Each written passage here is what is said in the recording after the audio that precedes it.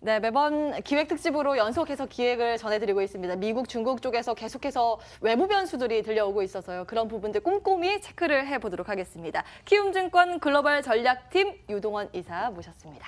어서 오세요. 안녕하십니까. 네, 오늘도 시장 좀 눌려가는 가운데 그래도 아시아 증시 대비해서 조금 힘을 내주려는 움직임도 좀 포착이 되고요. 신흥국 대비해서 좀 견조한 흐름을 보이고 있는데 과연 외부 변수 이건 괜찮은 건지 점검을 해보겠습니다. 네. 미국 세 번째 금리 인상 어제 새벽에 발표가 됐고요. 트럼프는 계속 이 의견을 내고 있죠. 나 반갑지 않다라고 했음에도 불구하고 네. 올 연말에 12월에 한 번 더 예고가 돼 있고 금리 인상 내년에는 3번 올리겠다. 네. 이렇게 점도표를 보면 나와 있던데요. 이 부분은 어떻게 해석하고 계신지 먼저 의견 여쭐게요. 네. 그저께 인상을 했죠. 지금 이제 9월 26일입니다. 0.25% 인상을 감행을 했습니다. 그래서 이제 미국의 기준 금리가 2.25%, 2%에서 2.25% 사이에 됐고요. 한국 기준금리가 지금 1.5%니까 0.75% 정도의 차이가 나는 상황이 되겠습니다. 하지만 중요한 부분은 이 부분은 이미 예견돼 있었다가 중요할 것 같고요. 이미 90% 이상 올릴 거다라고 예상을 하고 있었기 때문에 큰 변화는 없습니다. 앞으로 중요한 것이 결국은 앞으로의 금리 인상 속도가 어떻게 되느냐가 가장 중요할 것 같습니다.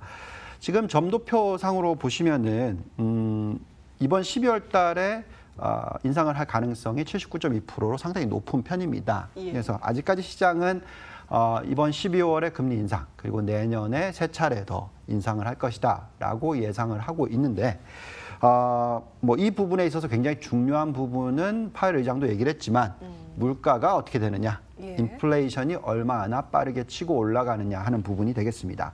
현재의 이런 금리 인상 스케줄은 결국은 물가 상승률 지금 현재 수준에서 더 이상 하락하지 않고 더 올라갈 것을 감안한 예상이고요. 하지만 만약에 연말로 갈수록 금리가 하향 안정화되고 또 인플레이션 자체가 하향 안정화되는 모습이 나타난다면, 그러니까 10년 국채 금리를 말씀드리는 거고요. 이렇게 된다면 미 연준이 굳이 금리를 빠르게 올릴 필요가 없어질 수도 있습니다. 그래서 그런 부분들을 감안했을 때 지금 현재는 4차례 앞으로 1년 동안 금리를 올릴 거다 예상을 하고 있지만 제 개인적인 예상은 그것보다는 더디어질 거다라고 판단하고 있습니다. 이제 금리를 정상 수준까지 올려놨으니 앞으로는 정말 차분하게 시장 보면서 올리겠다 이렇게 좀 해석을 하고 계신데요. 네. 그러면은 이 영향이 외환 시장이나 실물 경제는 또 어떤 여파를 미치게 될지가 참 궁금해집니다. 사실 금리 인상을 하고 나면 달러가 급등하기 마련인데 네. 이 발표된 날 보면은 오히려 달러 인덱스 떨어졌습니다. 그렇죠. 오늘 간밤에는 좀 오르긴 했습니다만 달러에 대한 평가는 먼저 어떠신지요? 네. 그래서 전체적으로 그 방향이 너무나 중요하다 보니까 왜 그런 현상이 일어났는지를 판단하셔야 되는데요. 지금 제가 계속 말씀드리고 있는 것이 시장은 지금 현재 한 80% 정도 12월 달에 금리를 올릴 거다라고 얘기를 하고 있고 속도 자체가 그렇게 더디어지지 않는 것처럼 나오고 있습니다만 저희 판단에는 달러에 영향을 미치는 것이기 때문에 앞으로의 인플레이션 추이를 지켜보셔야 된다고 판단이 듭니다. 지금 보시면은 최근에 인플레이션 숫자를 보시면은 고점을 찍었다가 하향 안정화가 되는 모습을 보여주고 있습니다. 예. 근원 인플레이션은 더더욱이 목표치가 2%인데 2.4%까지 크게 올라갔다가 다시 2%대, 2.2%대로 하락을 하는 모습을 보여주고 있습니다. 이렇게 된다는 것은 결국은 앞으로의 이 달러에 대한 영향을 미칠 수 있다는 부분 이것을 감안하셔야 되는데요. 지금 달러 추이를 한번 보겠습니다. 달러가 작년에 상대적으로 굉장히 많이 평가 절하가 됐었죠. 평가 절하가 되면은 수익 가격이 높아집니다. 당연히 그렇기 때문에 올해 인플레이션에 악영향을 미쳤다고 보시면 될 것 같고요. 근데 올해 상반기를 보시면은 달러가 강세를 갔고요. 그리고 지금 안정적인 모습을 보여주고 있습니다. 따라서 인플레이션에 미치는 영향 자체가 크지가 않을 것 같다라는 판단이 들고요. 따라서 달러 지수가 안정적으로 움직일 거다라는 게 굉장히 중요한 부분이 되겠습니다. 그래서 앞으로의 그 인플레이션에 미치는 영향이 가장 중요한 핵심 포인트고요. 이것이 금융시장에 어떤 식의 투자가 일어나야 되는지를 판단해 줄 거다라고 말씀을 드리겠고요. 보시면 인플레이션에 또 미치는 영향이 달러뿐만이 아니라 유가가 있습니다. 자, 유가를 보시면은 2017년 평균이 $50 정도였는데 예. 올해 상반기만 하더라도 $75 근처까지 올라갔죠. 많이 올랐어요. 그렇죠. 그러니까 40% 이상 급등을 했습니다. 그렇기 때문에 인플레이션, 물가 상승률에 영향을 미쳤고요. 하지만 중요한 부분은 올해 하반기에 들어서는 안정적인 모습을 보여주고 있다. $70 수준에서. 그래서 연말로 가면 갈수록 기저효과가 나타나면서 유가는 더 이상 인플레이션에 미치는 영향이 크지 않을 것이다. 자, 이 두 가지 요소를 생각한다면 뭐 어떻게 생각해야 되냐면 결국은 인플레이션 자체가 미 연준이 예상하는 범위 안에 있다. 자, 그렇다는 것은 앞으로 금리 인상 속도를 더디게 할 것이다. 네, 예. 그렇기 때문에 이렇게 된다면 금융시장에는 굉장히 큰 호재가 되는 것이고요. 호재까지 보세요. 그렇죠. 예. 그렇기 때문에 지금은 다들 예상하는 게 1년에 1%씩 올릴 거라고 예상을 하고 있었는데 예. 그게 훨씬 더 줄어든다면 그것은 유동성의 플러스 요소가 되고요. 시장에는 긍정적인 요소가 되고 또 장기 금리는 빠르게 올라가지 않기 때문에 성장주의 메리트가 굉장히 높아지는 그런 시기가 됩니다. 그래서 아마 4, 4분기 시장이 상대적으로 글로벌 시장이 굉장히 좋을 것 같다. 4분기에. 네. 국내 증시까지요. 국내 증시는 조금 틀립니다. 뭐 그 아이고. 부분에 대해서는 예, 뒤에서 이야기를 좀 해야 해볼게요. 되겠죠. 네.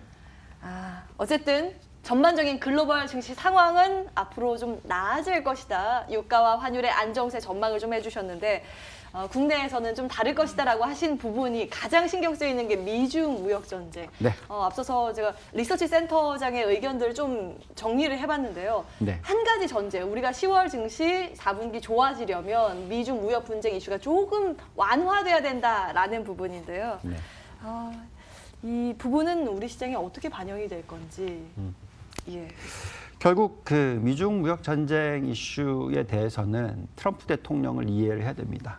트럼프 대통령이 계속적으로 관세를 들고 오기 때문에 그렇죠. 예. 근데 또한 이 미국의 이 소비 시장과 미국 전체적으로 이해를 하셔야 되는 부분이라서 지금 보시면은 미국의 그 소비 시장의 비중이 85%나 되고요. 네. 그리고 수입 비중이 15%나 됩니다. 예. 그래서 무역 전쟁을 계속하면 할수록 중간재 가격이 높아지기 때문에 인플레이션에 악영향을 미치죠. 그래서 제가 볼 때는 트럼프도 협상을 할 것이다. 그래서 협상이 빠르게 진행될 수 있을 거다라고 생각을 하고 있고요. 아마도 중간 선거가 이루어지면 기본적으로 관세 부분에 대한 이슈는 많이 사라질 것 같고요. 예. 전반적으로 달러와 여러 가지 금융시장의 안정을 찾으면서 예. 시장 자체도 이 무역전쟁 이슈만 가지고 들여다볼 필요는 없을 것 같다라는 말씀 드리겠습니다. 이런 흐름 속에서 마지막 질문 드려야겠네요. 우리 시장은 어떤 전략을 가지고 가는 것이 유효할까요? 네, 뭐 저는 이제 글로벌 시장을 들여다보니까 한국 시장만 놓고 말씀을 드릴 수는 없습니다. 예. 전체적으로 무역전쟁 우려는 패권 싸움이기 때문에 이슈가 계속적으로 진행형이라고 생각을 하셔야 될 것 같고요.